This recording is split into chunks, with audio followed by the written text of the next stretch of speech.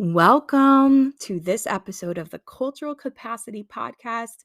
It's me, Justine Gonzalez, your host. I'm so glad you're here to join us for this 15-minute episode. You remember that our format is to keep this around 15 minutes. We want you to be able to have very deep insight and exploration into one core question per episode. But as a reminder, as soon as this intro is over, you're going to hear a quick ad from us. And then you're going to be taken right into our song intro and the conversation. So let's dive into how do we move from conversation to action. Woo! It's a loaded episode because I talk very transparently about how this comes up so often in my consulting firm and the work that we get to do with clients. So this episode is especially near and dear to my heart right now. I hope you enjoy it. Let's get compassionately curious together.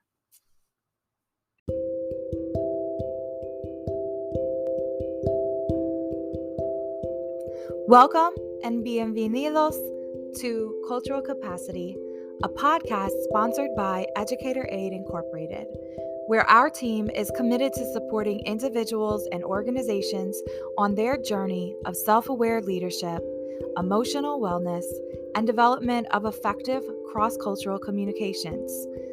Let's get ready to explore the following topics together by biting into them with little pieces that go really deep to examine ourselves. Topics like bias, culture, cultural psychology, cultural neuroscience, diversity, equity, inclusion, and racial equity. Our episodes are all 10 minutes or less and intended to serve as introspective tools for you as the individual leader or the teams that you're leading. Be sure to check out the links in the podcast description where you can sign up for our free quarterly subscription, Better Community, as well as tap in and submit your questions via the voice message button. Let's get ready to learn together.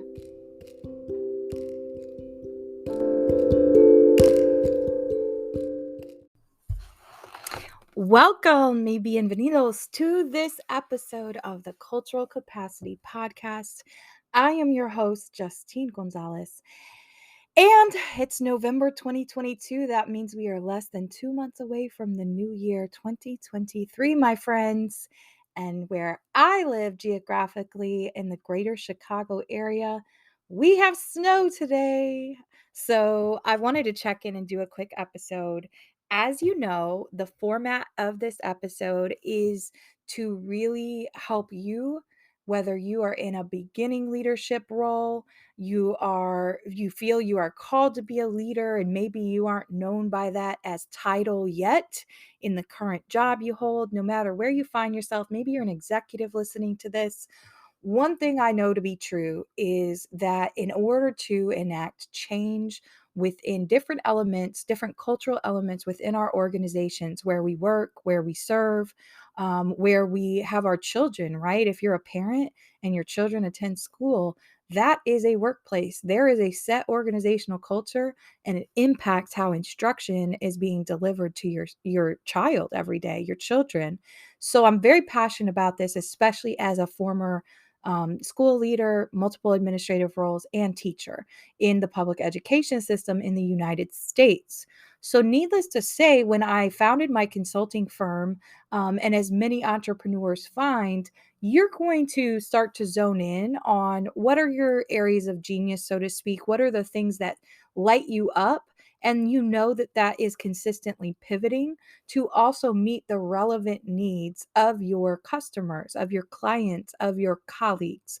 I like to refer to my clients as colleagues as well, because many of them not only are long-term colleagues who I also learn from, even if it's a coaching relationship, to me, that's still very collegial. So I wanted to do an episode again with this format being we want you to take from these teachings, make them your own, share about these things, use a question to kick off a team meeting and get to know the people you're working alongside. That is what we want. So I say that because we have so many incredible things happening at educatораid.com. So if you haven't, please be sure to check that out because there's multiple opportunities, regardless of if you need resources for a large company and you want there to be consistency in putting out introspective self-reflection materials, keeping equity and inclusion at the forefront, making it clear that the culture and the morale for your environment in the workplace is utmost importance. Then we have some other things that you're going to want to be a part of that we are launching. So please be sure to check out educatораid.com for more. So let's dive in. I wanted to pull from a text because as I'm telling you a little bit of contextual understanding of just my own lens as I share, but also knowing that I have now worked with um, nonprofits, K-12 school districts, a tech firm, some other corporate organizations now for over 5 years. And one of the consistent patterns I see is that there is an urgency to move from conversation to action, especially regarding cultural conversations. Whether you are engaging in a training about bias with your team, or perhaps you have to acquire ongoing professional growth points, PGPs, or continuing education units, CEUs. Kind of depends on your sector, right? And what the different requirements are for not only maintaining professional licensures and credentials, but also that ongoing learning journey. And so that is what I see a lot of places they want to put systems in place, but then it's really hard to get people to move from conversation or problem ideation to an actual action or becoming more in a solutions orientation. So when I say problem ideation, typically I'm consulting with organizations who they want something to change about their culture. That could be how employees are engaged with. Maybe they did a survey and they realized that employee morale is low. Um, Maybe they realize that they really want to put an emphasis on anti racism efforts and educating yourselves about that within your corporation. That is awesome, right? Because often that is where everything starts is identifying, hey, we have a problem with fill in the blank. We have an issue with blah, blah, blah. So often after that diagnosis and that identification and naming of the problem, it can be hard to go from the conversation, which is also part of kind of strategic planning as well and figuring out what are we going to put in place, but to actually upholding those actions and building in accountability along the way. Systems for accountability, whole other episode for another day. But one of the texts, and y'all know I'm big on sharing text resources, even reading you little snippets, I feel that that's part of my role is to provide my clients with the most up to date different texts and research points as well as comprehensive solutions.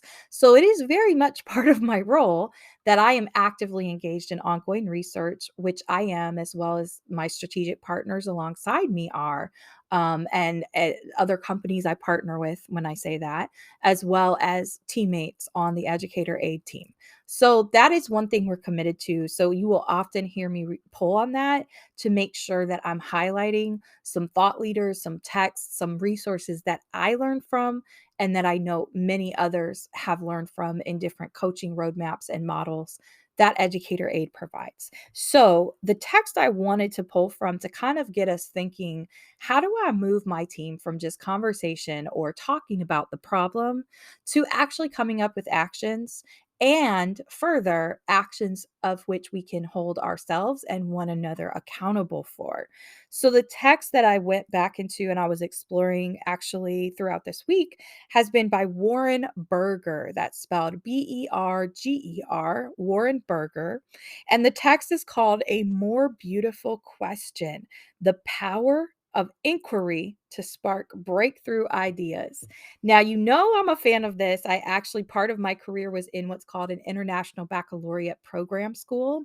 And the IB programming, it's an international model, is totally built off of the the inquiry model that students drive. So everything in their learning path is actually informed by the questions they want to know most about regarding a specific topic. We can actually apply the same to a Fortune 500 company, a nonprofit, a school district, pretty much any business model that exists. And here is why. And just so you have a frame of reference, this text was published in 2014. So it's a fairly recent book, less than 10 years old. And I'm going to read you just a quick little couple paragraphs on page 75 of this text. So let's soak this in together, and then I'll just have a question to kind of ignite you further wondering. And this is from a chapter that's titled The Why, What If, and How of Innovative Questioning. Each stage of the problem solving process has distinct challenges and issues, requiring a different mindset along with different types of questions. Expertise is helpful at certain points, not so helpful at others. Wide open, unfettered, divergent thinking is critical at one stage. Discipline and focus is called for at another. By thinking of questioning and problem solving in a more structured way, we can remind ourselves to shift approaches, change tools, and adjust our questions according to which stage we're entering. If what if is about imagining and how is about doing, the initial why stage has to do with seeing and understanding, the seeing part of what might seem easy. Just open your eyes and look around, right? But Edwin Land couldn't see a problem that was right in front of him. At first, only Jennifer could see it. And this text is pulling on a previous scenario here. That suggests those who would like to get better at asking why have two options. You can conduct all business, including the business of everyday life, constantly accompanied by a curious and vocal 3 or 4-year-old who will see what you miss. Or you can attempt to adjust the way you look at the world so that your perspective more closely aligns with that of a curious child. That second option is by no means easy. It takes some effort to see things with a fresh eye. That's only part of what's required to ask powerful why questions. Now, here I'm going to give you a quick list. So, if you like to take notes, now would be the time to take some notes, or go sign up for our subscription service for 2023, and we will send those to your inbox each week. We'll send you some notes as well as highlight questions that you can turn around and use in your organization and with yourself. So, that's only part of what's required to ask powerful why questions. To do so, we must 1, step back. Number 2, notice what others miss. Number 3, challenge assumptions, including our own. Number 4, gain a deeper understanding of the situation or problem at hand through contextual inquiry. Number 5, question the questions we're asking. And number 6, take ownership of a particular question. While a fairly straightforward process, it begins by moving backward. So I get inspired by this. Y'all know our motto here is let's get compassionately curious together. I think getting curious and getting into a learning orientation versus a performative orientation where let me say this answer. I think it's the right answer. I think the facilitator or I think my boss will approve. That's a very much a performance orientation because I'm concerned about what people are validating or invalidating versus learning orientation. I do adopt that very much. Put on your curiosity hat and try to see other lenses that perhaps we have blind spots with. So, having this conversation openly with teams, especially because you're often dealing with some unspoken dysfunction, perhaps there aren't norms established. There's a lot of pieces that go into it. And I like to call that process the cultural change management process because not only moving from conversation and diagnosis of a specific problem to creating strategic plan with actions and aligned accountability systems and metrics, Woo! That's a mouthful, right? And that's a journey. So, again, if we can offer little tidbits along the way, just like we have right now, to better help you, then that is what we're here to do, to really revolutionize how we take ownership for our own learning and progression as leaders, and also how we share knowledge with others. So I hope you found this episode helpful, and make sure you hit subscribe or follow on your preferred platform, and we will connect and continue to get compassionately curious together. Until next time, take care.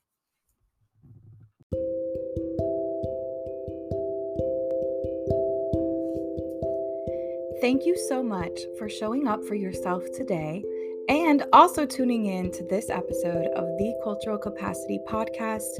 We couldn't do this show without the help and support of listeners and viewers in 2023, when we will add our extended episodes to our YouTube channel. So please search Educator Aid on YouTube and subscribe now. We are in the process of officially launching that channel. Haven't been utilizing it for a number of years, and we're excited. We're excited to have you join in on these powerful conversations where we are going to be having some extended episodes, and you get to sit down and tune in and learn from some incredible thought leaders. So again, thank you for your commitment to yourself and your own personal learning as well as professional development journey. I thank you for being here, and let's continue to get compassionately curious together. Take care.